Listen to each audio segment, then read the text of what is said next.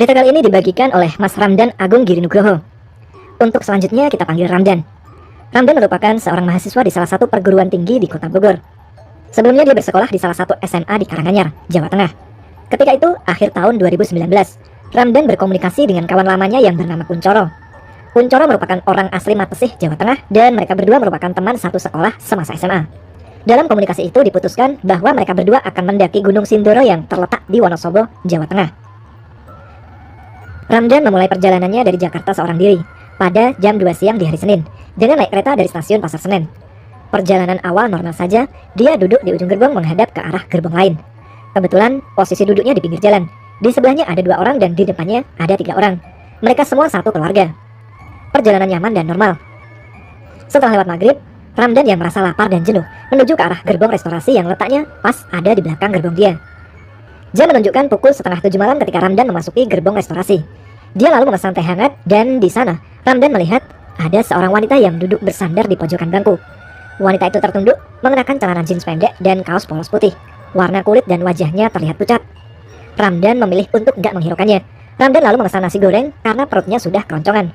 Dan anehnya, dalam sekejap wanita tersebut telah menghilang dari tempatnya. Padahal kalau dia pergi pasti melewati Ramdan, sedangkan pintu gerbong satunya terlalu jauh dan tak terlihat terbuka. Karena merasa janggal, Ramdan lalu segera membawa nasgornya ke tempat duduknya. Jam waktu itu menunjukkan sekitar pukul 7 malam. Ramdan duduk menghadap ke arah ujung gerbong yang berlawanan dengan gerbong restorasi. Tapi ternyata di sana Ramdan melihat sosok wanita misterius tadi berdiri dan menatap datar ke arahnya dengan ekspresi yang dingin. Berbarengan dengan kemunculan wanita itu, tiba-tiba tercium bau bangkai. Ramdan lalu bertanya kepada orang yang duduk di sampingnya sambil terus melirik ke arah wanita tadi. "Maaf mbak, nyium aroma bangkai nggak?" tanya Ramdan kepada mbak-mbak yang ada di sebelahnya. "Nyium mas," kata mbak itu sambil menutup hidung dan mimik wajahnya bingung melihat ke kanan dan ke kiri. Lalu ibu-ibu yang duduk di depan bilang, "Iya mas, saya juga nyium," diiringi dengan riuh penumpang lainnya yang juga terdengar lirih mengeluh. Ramdan melihat wanita itu masih ada, tapi posisinya sudah bergeser menuju pintu keluar ke gerbong D. Dan Ramdan pun memberanikan diri untuk melihat kaki wanita misterius itu. Ternyata tidak napak dan mengambang. Tak lama kemudian, dia hilang dan seketika bau bangkainya pun hilang. Singkat cerita, sampailah Ramdan di stasiun Kota Solo pada jam 10:30 malam. Kemudian dilanjutkan memesan ojek online menuju rumah budenya. Sampailah dia di desa Giriwondo, Karanganyar pada jam 12 malam. Sesampainya tiba di rumah budenya, Ramdan basa-basi ngobrol dengan bude dan pakdenya. Kemudian dia baru tidur jam 1 pagi. Esok paginya dia bangun pada pukul 10 pagi. Selepas maghrib, Ramdan pergi menemui temannya di Kota Solo dengan mengendarai motor yang dia pinjam dari teman sekampungnya. Dan baru pulang pada jam 10 malam. Ketika pulang inilah Ramdan lagi-lagi mengalami kejadian horor. Pada jam 10:47 dengan mengendarai motor, sampailah Ramdan di sebuah kebun karet. Kebun karet ini mau tak mau memang harus dia lewati untuk menuju ke rumah budenya.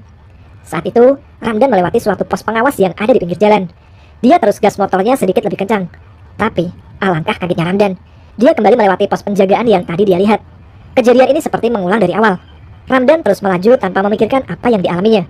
Tapi tiba-tiba, dia melihat ada sosok wanita berambut panjang membelakangi jalan berbaju putih. Wanita itu berada tepat di depannya agak ke pinggir. Lalu Ramdan kembali melanjutkan motornya melewati sosok wanita tersebut. Dan lagi-lagi, dia kembali ke tempat di mana terdapat pos penjagaan itu lagi. Namun di sana sudah tidak ada sosok kuntilanak itu. Karena kesal merasa dikerjai, Ramdan lalu berhenti dan berdoa serta berkata dalam bahasa Jawa, "Kalau berani, tampakkan wujudmu, jangan sembunyi, nyusahin orang aja." Selesai dia berbicara seperti itu, tiba-tiba terdengar jelas suara wanita tertawa seperti berputar-putar di atas Ramdan. Dia langsung berzikir dan mulai jalan lagi. Kali ini alhamdulillah dia bisa melewati hutan itu dan tiba di rumah temannya untuk mengembalikan motor pada jam 12 malam. Akhirnya Ramdan memutuskan untuk menginap di rumah temannya itu karena capek kalau harus pulang ke rumah budenya, apalagi setelah kejadian tadi. Karena besoknya dia sudah janjian untuk naik ke Gunung Sindoro pada jam 8 pagi dengan kawannya yang bernama Sony Kuncoro. Tapi janji tinggal janji, karena ternyata Ramdan bangun kesiangan dan memundurkan rencana selepas salat duhur. Ramdan merasa kondisi fisiknya lelah dan sakit setelah kejadian semalam, seperti orang yang ketempelan. Singkatnya, Ramdan dan Sony berangkat pada jam 1 siang dan baru sampai di base camp Kledung pada jam 6:30 malam. Mereka lalu melaksanakan sholat isya, dilanjut rehat sejenak sambil merebahkan badan, mengobrol, mengisi data dan cross-check barang bawaan. Jam 8 malam, barulah mereka berdua memulai pendakian. Mereka memutuskan untuk naik ojek sampai ke base camp 1,5. Setelah itu barulah mereka melanjutkan perjalanan dengan jalan kaki selama 4 jam sebelum sampai di pos 3. Tadinya Sony menyarankan untuk camping di Sunrise Camp yang berjarak 10 menit dari pos 3. Tapi Ramdan menolak dengan alasan khawatir jika penuh dan tidak mendapatkan tempat untuk mendirikan tenda. Akhirnya mereka pun sepakat untuk mendirikan tenda di pos 3. Selesai tenda berdiri, seperti biasa, dilanjutkan membuat minuman hangat sambil mengobrol. Kira-kira jam 2 pagi barulah mereka beranjak tidur, karena rencananya besok summit attack pada jam 5 pagi. Tapi ternyata mereka berdua baru terbangun pada jam 7 pagi, yang artinya mereka melewatkan waktu summit attack. Ya sudah, karena sudah terlanjur terlambat, mereka pun memutuskan untuk terlebih dahulu sarapan, menyeruput teh dan menikmati udara pagi di pos 3. Lalu tepat jam 8 pagi, mereka pun melanjutkan naik menuju puncak Sindoro. Kata bapak-bapak penunggu warung, dari pos 3 ke puncak bisa ditempuh dalam waktu maksimal 3 jam. Tapi karena Ramdan dan Sony ini termasuk kaum pendaki santai, mereka baru sampai di puncak pada jam setengah 12 siang. Karena cuaca di atas berawan serta kondisi kawah yang mulai mengeluarkan asapnya yang bau dan berbahaya, Ramdan dan Sony memutuskan turun pada jam 12 siang. Pada saat turun inilah kejanggalan dimulai. Mereka turun dengan posisi Ramdan di depan, Sony di belakang. Cuaca sangatlah cerah dan panas. Akan tetapi, ketika Ramdan melewati jalan di mana sebelah kanannya hutan dan sebelah kirinya seperti sabana luas, dia melihat dari kejauhan ada 2 orang pendaki cewek dan cowok sedang bergandeng tangan. Akan tetapi setelah diamati, terlihat kaki mereka tidak berpijak alias mengambang. Lalu mereka berbelok ke arah hutan. Padahal jalur turun hanya satu dan tak ada jalur ke arah hutan. Ramdan hanya istighfar dan tidak menghiraukannya. Dia berpikir mungkin faktor kelelahan dan fisiknya yang memang sejak berangkat tidak fit 100%. Tapi ternyata pikiran positifnya itu terbantahkan. Saat Ramdan dan Sony melewati tempat di mana sepasang pendaki tadi berbelok ke hutan, tiba-tiba Ramdan merasa bulu kuduknya merinding. Dia mendengar suara tangisan. Padahal saat itu siang hari. Terdengar suara tangisan wanita jelas di telinga kanan Ramdan. Tapi di sana terlihat tidak akan mungkin ada manusia yang masuk ke hutan ini. Saat itu dia tidak bertanya kepada Sony dan juga tidak mengatakan apa yang dia lihat. Karena mereka hanya berdua, khawatir mental mereka berdua akan down. Singkat cerita, sampailah mereka di pos 3 pada jam 4 sore. Lalu Sony membuat makanan dan Ramdan memutuskan untuk makan sedikit, kemudian tidur dan berkata kepada Sony untuk dibangunkan pada jam 5 sore untuk turun. Lalu Sony membangunkan Ramdan tepat jam 5 sore. Tapi Ramdan malah menjawab, "Nanti aja Son, jam 7 aja." Lalu Sony berkata, "Ya udah, aku ikut tidur kalau gitu." Mereka berdua pun tertidur dan baru bangun pada jam setengah 7 malam. Mereka langsung bersiap-siap membereskan sampah yang akan dibawa turun, serta membereskan barang bawaan mereka tentunya. Turunlah mereka pada jam 7 malam. Perjalanan awal terasa lancar. Sampai kira-kira setengah jam berjalan, Ramdan dan Sony secara bersamaan berkata, "Tasku kok seperti tambah berat ya?" Dan ini mereka ucapkan dengan narasi serta waktu yang sama, saling menatap satu sama lain, seolah dikomandoi oleh keresahan yang sama. Akhirnya Sony berusaha menenangkan Ramdan. "Udah, tenang aja, jalan terus sambil perbanyak zikir," tuturnya. Ramdan pun mengiyakan dan lanjut berjalan. Ketika jam menunjukkan jam 8 malam, Ramdan meminta untuk break. Mereka lalu duduk di sebuah pohon tumbang yang memang menghalangi jalur. Lalu Sony buang air kecil dan Ramdan duduk di batang kayu sambil mengikat sepatu dan melihat ke arah trek yang menurun. Tapi betapa terkejutnya dia. Dia melihat ada sosok wanita yang tadi dia lihat memasuki hutan bersama pasangannya. Wanita itu ada di hadapannya dengan perlengkapan gunung yang lengkap. Wanita itu sedang merangkak dengan kepala tertunduk di jalur pendakian. Ramdan lalu menyorot dengan headlampnya untuk memastikan apa yang dia lihat. Namun wanita itu malah melihat ke arahnya. Disitulah Ramdan dengan jelas dapat melihat wajah wanita tersebut. Wajahnya gosong dan matanya mengeluarkan sinar berwarna merah. Dia seolah merangkak ingin menghampiri mereka. Setelah Sony datang dari buang air, dia mengajak Ramdan untuk turun melanjutkan perjalanan. Yang artinya, mereka harus melewati sosok hantu wanita yang dilihat oleh Ramdan. Karena memang itu adalah satu-satunya jalur yang bisa dilewati. Detak jantung Ramdan begitu kencang ketika semakin dekat dengan sosok itu, diiringi istighfar yang tak pernah putus. Dan alangkah terkejutnya, ketika jarak mereka dan wanita itu kira-kira tinggal 2 meter. Wanita tadi merangkak cepat, langsung loncat ke arah jurang. Ramdan kaget sambil terus berzikir dalam hati. Tapi Sony sepertinya tidak melihat, karena dia seperti biasa saja mengajak Ramdan mengobrol. Tak terasa berjalan ternyata sudah jam 10 malam. Artinya, mereka sudah berjalan selama 3 jam, tapi tidak pula menemukan pos 2.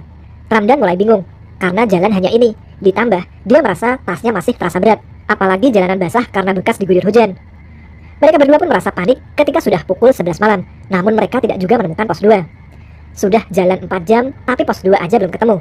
Padahal tadi ketika naik dari pos 1,5 ke pos 3, hanya 4 jam. Setelah terus yakin berjalan, hal mengejutkan terjadi.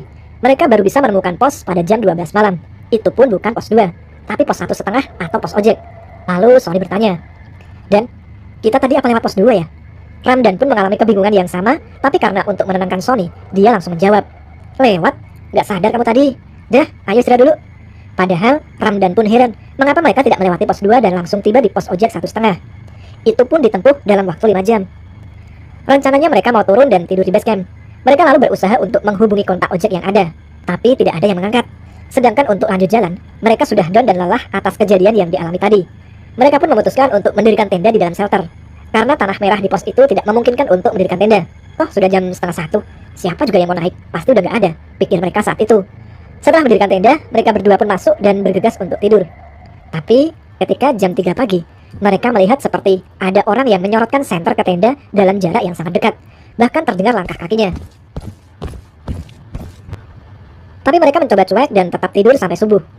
Ketika terbangun dan mereka mengecek keluar, lagi-lagi mereka dibuat terkejut. Karena tidak ada satupun jejak kaki manusia di atas tanah merah yang basah. Padahal ketika diinjak, pasti nempel di sepatu. Bahkan nyeker pun tetap aja ada tapak kakinya. Tapi ini nggak ada. Ramdan dan Sony pun cuma bisa saling menatap bingung. Setelah membereskan tenda mereka pun segera menuju ke base camp Kerdung. Dan langsung turun dari base camp jam 8 pagi pada hari Jumat. Yang artinya mereka turun pada malam Jumat. Pantas. Dengan kondisi drop dan down, mereka mengendarai sepeda motornya. Tetapi ketika sampai di sebuah tanjakan yang tidak terlalu tinggi, motor mereka tidak kuat menanjak. Aneh. Jam 11 lebih 45 siang, terdengar azan di daerah Boyolali. Dan Sony memutuskan untuk berhenti. Kebetulan di pinggir jalan raya ada warung soto dan di belakangnya ada masjid. Ramdan merasa malas sekali untuk sholat Jumat karena lelah. Dia pun bilang ke Sony, "Udah, biar aku yang nunggu tasnya. Kamu sholat aja, aku mau makan soto." Lalu Sony pun menyetujuinya. Ketika Ramdan makan soto, alangkah terkejutnya Ramdan karena di tengah hari Jumat yang panas, dia melihat ada dua anak kecil dengan kepala seperti bekas luka dan mulutnya mengeluarkan darah. Kedua anak kecil itu sedang duduk di tas Ramdan dan Sony yang ditaruh di atas motor. Sontak, Ramdan langsung beristighfar keras dan terdengar oleh ibu pemilik warung. Lalu ibu itu pun berkata, "Dari mana, Thomas?" Beliau sambil melihat ke arah motor dan tas mereka. Ramdan pun menjawab, "Gunung Sindoro, Bu." Sambil bengong melihat bocah-bocah itu masih ada di atas tas sambil menjilati tangannya yang berlumuran darahnya sendiri.